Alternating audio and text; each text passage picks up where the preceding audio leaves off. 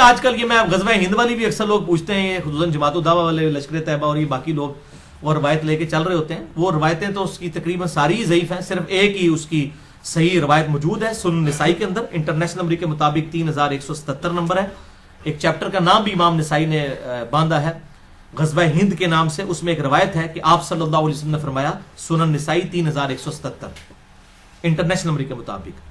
اور ایک international numbering جو چل رہی ہے وہ اس میں 3175 ہے، 2 کا فرق ہے. بل اس میں یہ روایت ہے کہ آپ صلی اللہ علیہ وسلم نے فرمایا، میری امت کے 2 گروہ ایسے ہیں جو کہ اللہ تعالیٰ نے ان کو آگ سے آزاد کر دیا ہے. پہلا وہ کہ جو پہلا گروہ وہ جو کہ ہند کے غزوے میں شریک ہوگا. غزوہ کہتے ہیں لڑائی کو، کوئی بھی لڑائی ہو. یہ جو غلط مشہور ہے کہ آپ صلی اللہ علیہ وسلم جس جنگ میں شامل ہوں وہ غزوہ ہوتا ہے، اور جو آپ بھیجیں وہ سریہ ہوتا ہے. یہ بالکل جعلی بات ہے، ایسا نہیں ہے. یہ کوئی نہیں. غزوہ کہتے ہی لڑائی کو ہے، سریہ کہتے ہیں رات کے وقت نکلنے کو. تو غزوہ یا سریہ کی یہ ٹرمز بعد میں لوگوں نے ڈیوائز کی ہیں، ورنہ جو یہ غزوہ موتا بولا جاتا ہے اس میں تو آپ صلی اللہ علیہ وسلم کوئی نہیں تھے شامل.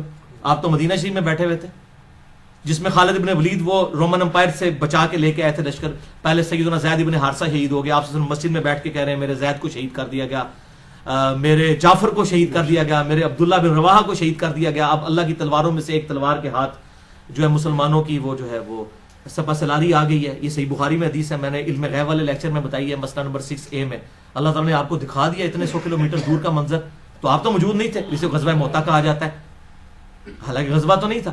یہ غزوہ اور سریہ کی جو یہ ڈیفینیشن غلط ہے، کیونکہ اسے بریلویوں نے حاضر و ناظر کا عقیدہ نکالا ہے. وہ کہتے ہیں یہ دیکھیں غزوہ ہند ہے تو آپ سب خود بھی آئیں گے اس میں. اور بھائی یہ پہلے ایک عقیدے ہی جعلی بناتے ہو، پھر اس میں فٹ ان کرتے ہو باتیں. غزوہ موتا میں بھی اللہ کے نبی تو شامل نہیں تھے، وہ کیوں غزوہ موتا ہے؟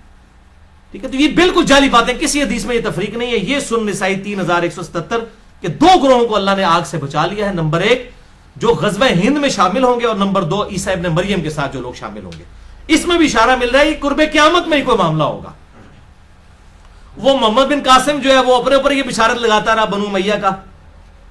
محمود غزنوی جو ہے وہ حملے کرتا رہا دولت کی لالچ کے اندر ادھر آ کے انڈیا میں، اور وہ سومنات پہ حملے کرتا رہا.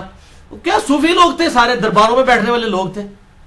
ٹھیک ہے، یہ لوگ اسلام کے لیے آئے تھے. آپ کیا سمجھتے ہیں ظہیر الدین بابر اسلام کی خدمت کرنے آیا تھا یہاں پہ؟ یہ مسلمان حکمران تھے، اسلامی حکمران تو نہیں تھے. یہ اسی طریقے سے تھے جیسے چنگیز خان تھا، بس یہ تھا کہ ان کے ساتھ مسلمان کا ٹائٹل لگا تھا. باقی ہے تو مسلمان تھے، یہ ہم نہیں کہتے کافر تھے، لیکن اسلامی حکومتیں تو کوئی نہیں تھی. تو اس طریقے سے وہ محمد بن قاسم اپنے اوپر لگاتا رہا، اس کے بعد محمود غزنوی اپنے اوپر لگاتا رہا، آج لشکر طیبہ اپنے اوپر لگا رہی ہے. او پائیے قرب قیامت میں ہونا واللہ عالم یہ کس کے اوپر فٹ ہوتی ہے.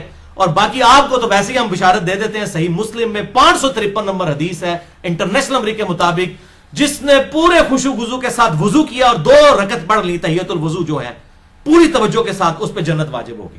تسی پائی نہ بیڑی بیڑے شامل ہو تو نہ جناب تسی قسطنطینیہ دے حملے شامل ہو، تسی گھر بیٹھ کے پائی جنت دی بشارت لے لو. صحیح مسلم 553. اس بعد جو مرضی کرتے رہو. اس طریقے سے نہیں، وہ وقتی طور پہ ضرور جنت واجب ہو جائے گی، لیکن بعد میں بھی کرتوت دیکھنے ہوں گے. اللہ تعالیٰ کی کوئی اسپیشل پروٹیکشن ہو تو پھر ہی بندہ بچتا ہے.